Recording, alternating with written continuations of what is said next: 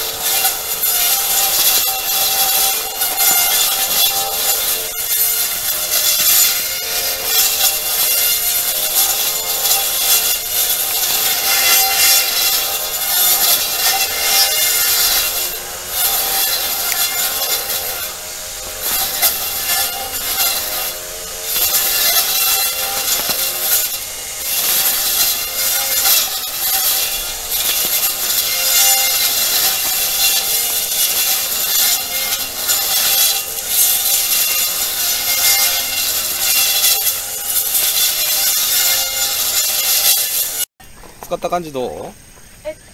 チップソーと比べて。チップソーが刃がダメになってきてたのもあると思うんだけど、やっぱ切れ味すごく良くて、茎の根っことかも硬いけど全然スパンっていく。スパンっていってなんか当たった感じがしないくらい。ほんと使いにくくない？ない。